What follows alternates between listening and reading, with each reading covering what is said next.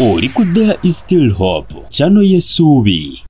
Kale, olimai mulungi, era muliza mulungi omukutu ogwa There Is Still Hope. Agwale ku There Is Still Hope 2, Tish Testimony, mukutu emirala bali kubanga ate otugobya kitundu kyaffe kya mukaaga kikomekereza olunaku olwaleero. Katusabe Mukama tukwebaza akubanga oli mulungi, tukuwa ekitiibwa n'amatendo, atwaniza omwoyo omutukuvu ajja atulungamye mu Kristo Yesu omwana wa Katonda omwami tusabidde. Amina. Kale mbanirizaako mwena abagobera The Still Hope Atish TV Testimony n'emikutu gyaffe gyonna egy'enjawulo. Waliwo mu kibuga kyaffe eky'Eyinda okola ky'amanyi okuba ng'otugoberera ky'Akasolo nasimanya baba muzaayo simanya kumanya. Kale n'abali mu kibuga eky'e Kampala n'abali ebweru w'eggwanga webali kutugoberera okuyita mu Kristo Yesu. Amina ddala. Kale kitundu kyaffe kino nagaye tuli mu political climate. Essaawa zino bannabbi bayitirivu amatu gali ku ground era buli omu ayagala okwolesebwako kwe yafunye kutuukirire. Era essaawa zino omuntu n'abeera n'agamba gundi yagenda okufuuka president wa Uganda nekiba osimanye kanisa aba alina ozimba kyalo kiramba oyo abambu nabbi wa Mukama ate nga jjukira waliwo ne guest work kitegedde. Kakano pastor muna Kenya yafunye okwolesebwa asabira nnyo Bobi Wine yagala basimane bamulokole wasi mulokole naye nze muteeka nnyo muki mu maaso ga Katonda. So Mukama n'amuwa obubaka eri omukulu mu kaseera ng'anoonya akalulu obubaka bw'alina okuba nga abufumintirizaako nnyo bw'aba nga wakutuula mu ntebe y'eggwanga ate afuge. Kale soke tukuwa obubaka obwo ate tukomewo tulabe kiki kibwabadde butegeeza oba naawe kiki kyotegedde ojja kituwa mu comment section. Ekikemu tukomewo. I have a message to the desiring president of Uganda, because I was saying it today. No, Friday and Saturday. I don't know if you're born again or not, but I pray for you. The Lord is going to make you a great name. This is not prophecy. No, me, I don't have time to prophesy to you. It's not my desire. They have their prophets. But this is what I'm going to say. Genuinely stand for the problems of the people. Don't allow foreign nations to use you, and do not attempt to sabotage the church. This is my strong. Just go back and see what I said concerning Kenya before. You will understand. I'm speaking to Uganda. Do not sabotage the church. Genuinely do the right thing. Beyond religion, don't sell your nation to the dogs. If you will hearken to these words, the Lord will make your name great. Don't give in to the pressures of LGBTQ. Don't give in to the pressures of one world order. You just think about Ugandans. Help Ugandans, despite the color, despite their tribe, despite their religion. Just help Ugandans. The time has come. The Lord will raise people to speak in Jesus' name. I would advise you, don't have abusive words. Even if people abuse you, don't abuse people back. Just be honorable. Sell what God told you to sell to the people. Just tell them. You don't need to think about who has said what. Don't play those old politics. We are young people. Just be intelligent enough. Just tell them this is what I intend to do. This is what I intend to do. My thought would be this. The next coming kings of Kenya and Tanzania, just write, or presidents, just have a plan for your manifesto, but sign a docket that says, if in 1 year I would have not done this and this and this, I will resign. That's why you know you have no leaders. Because the plan is to get to power. The plan is not to change the people with power. So my advice to him and to all those that are coming into the space. Tanzanite, Swahili is, I think, among the 10 most spoken languages in the world. I hope you know Tanzanite is from Tanzania. You'll be so shocked. The global capacity of the Tanzanite and how little is going back to Tanzania.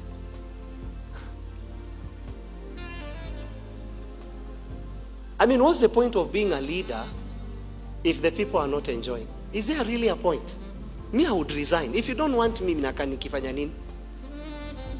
Okay, why me? I'm just saying, like, if you don't want someone, why would you sit on that seat? You just leave.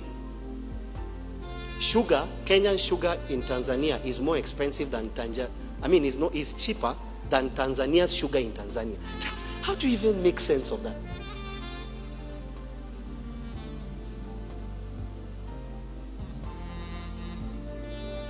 Kenya's sugar in Tanzania is cheaper than Tanzania's sugar in Tanzania. That's what you mean. That tells you there is import problem. There is a cartel that's making money by import. It's not rocket science.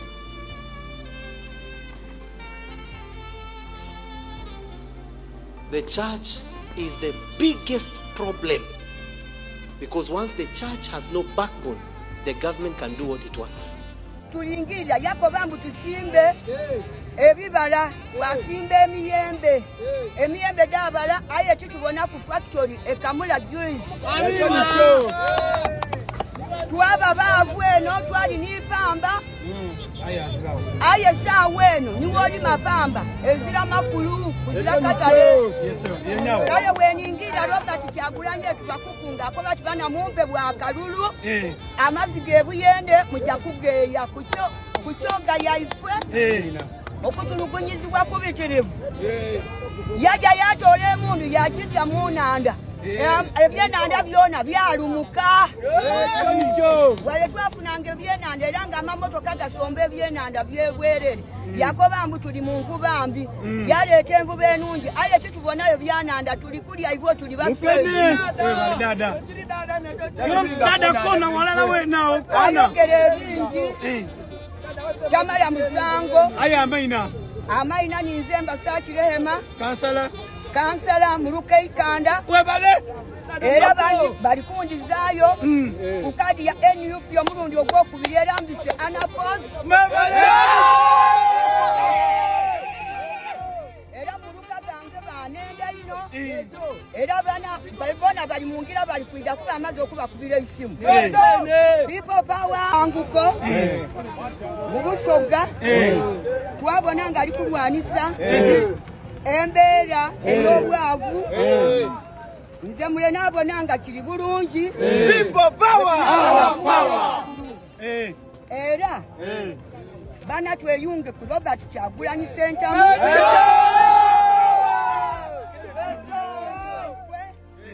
sawa eno etulingirira Yoweri Kaguta Museveni bahurwa tuli kubona nga ali mukututulugunya mu gavumenti ye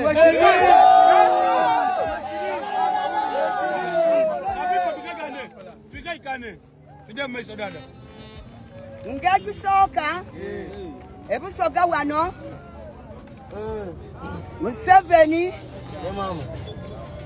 yatuwagana nga tuli balimi ba mwani n'ebikade era nga tuli bagaiga ye ebusoga tuli bavu kyetusenziza mu bugaiga bwaife nfunza tuli bavu naweerere ekindi kwekyo twabanga tuli kwenda obutebenkevu mu busoga Yoweri Kaguta Museveni Busoga region tubamuwaire ino obululu aye ezira kyakoze ki betulingirire ebukungu yatuwaye ekiriyeri kiriyawo kyameramu n'eisubi yatuwa district Buyende kale ndowooza obubaka bwa pasito oyo lujja tuuka eri nnyinibwo bwekikwatako awo akasaala zino simala gagwira na bubaka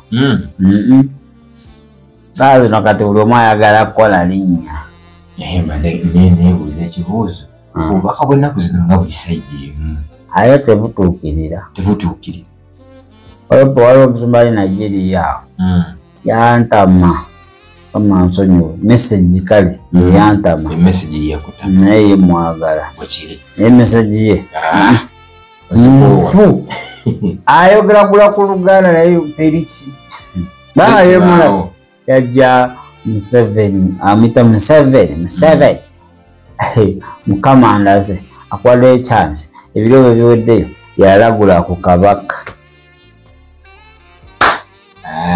ono mwenda Mutebi wafume nyine ngane wana daera bagaya babe kaza niwe kigana dda akomawo ate kuna abamu serious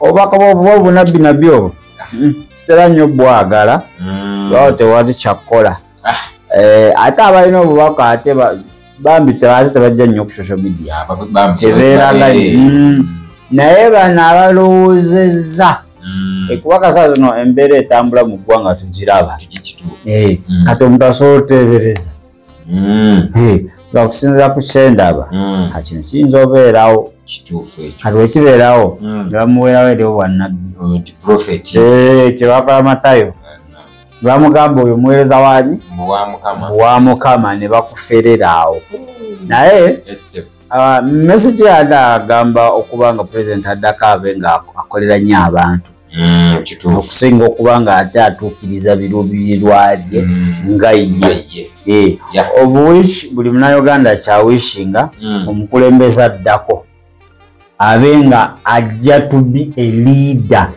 not a ruler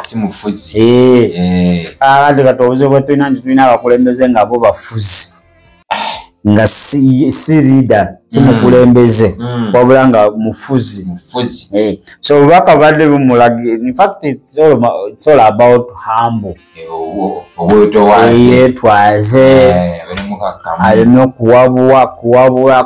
kuwaba nnyo okitegedde wabula fokasi ye nga manifesto weeri nti ya muntu wa wansi kumuyamba amuyambe kitegeeza ndowooza wanaabikola akalulu akawuse buva okusinziira ku bubaka bwayogedde nti Mukama agenda is going to make your name great erinnya yagala lifula ly'amaanyi anti bamutyambu wanaakwata mu ntebe ekanisa yinza okukaaba ayinza okugijojobya kati naye kyabadde ateekako nnyo enfase nti mu kuwangulaako togeza n'ozanya n'ekkanisa okuba ogizanyirako oba otandise okuba nga olinnyo etokota entandikwa y'enkomekerezo oyo so it's a warning, like a warning message yetereze omukulu wabanga Mukama amuwadde entebe aleme kuwaba akolere bantu yayogera ku ground oba kyafokasinzeeko anyweze ekigambo kye kati ekibuuzo bunabbi bwagambye nti yagenda owangula oba nedda ndabanga Adamu wakubaka anti yagambye Mukama byafuula erinnya ly'eddene statement naye ekolaki naye kumala otegeera omukulu saidi kiki gyaliko nakiki yabadde akolaki kola ennaku zino bali so political so ayekya nti kanisa yeeraba nti omukulu Kyagulanyi is an antichrist emulabanga antichrist byobwa Katonda si byaliko nti wanajja agenda kubanga abeera wasadani amini anti obenga egyamulabanga afumafuma nnyo obeggwanga agendeyo nagamba obwaki mwana ayinza walugwanga atuyiyiza olunabe okubayinza kwandibadde awo naye kati nga gwe omukkiriza omanyi ekyokukola bwekiri mavivi tegalimba wano wewali obwangusi bwaffe bwonna oba omuntu azze nga abadde alina ebigendera bibi wano wasobola okyusa bwekiri wasobola okyusa fayiro zonna ezibaddewo ezitali za Bwakatonda simanyi nga gwe olowooza ku musumba ebyo byayogedde eri Honorable Kyagulanyi sentamu okubanga mukama amuyita yeetwaza akolera abantu n'ekirala teetantala kukwata ku kkanisa kuba geemaanyi awo ewali switch y'okugenda oba okusigala womala ganyiga genda baba bagenda kubanga ate bakufuumula naye omukulu obubaka babumutuusizaako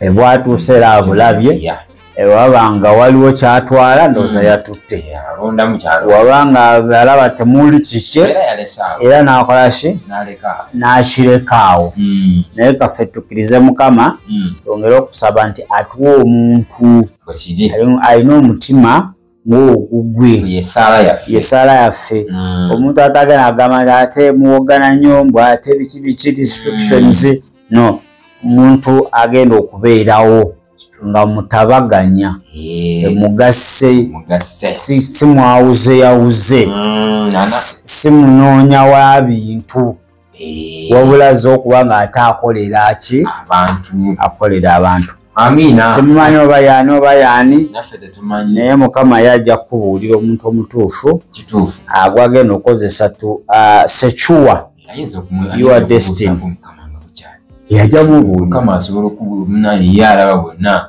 nga mukama kyalinayo emyezi almost 3 naku ziringa 9 so naku 9 mukama aba amaze okuddamu ndeka abantu bekomeredde ebisibo bitali magoba sitaani aleera n'obugulu awanise alaba is wasting our time is wasting so mukama akulungamye kale wetwalire kristo atwale kristo yasobola ate okuba nga akola byonna emuyinza y'ebintu byonna kale katuddemu ebigambo bino naye nga tetunabiddamu kasooke tusabe essaala ikomekereza olunaku lwaffe mukama tukwebaza kubanga oli mulungi okuva gye tubiridde yonna yonna ku nkya era tukwebaza nabo bonna abadde batugoberera n'abadde batulaba tukuwa ekitiibwa n'amatendo okuba obulamu bwabwe okuyita mu kristo yesu amina era amina ddala netwa ya kristo addamu ebigambo bino asobole okuba nga ofuna kristo gamba yesu kwebaza obulamu bwange kyankuumye nolwekyo jatwa kristo omulokozi wange amina era amina kale tugenda kwetololamu katono tujja kukwatagana olunaku lujja kuba lwankya n'ebintu ebirala ki bingi nnyo ddala mu kristo yesu omwana wa katonda omulamu beere bulungi mweraba webale kulaba there is still hope okumanya ebisingawo tukubire ku 0752 34 14 47 oba ku 0761 08 83 15 osobola n'otufuna ku email eya tshitv74@gmail.com eno ye there is still hope chano yesuubi.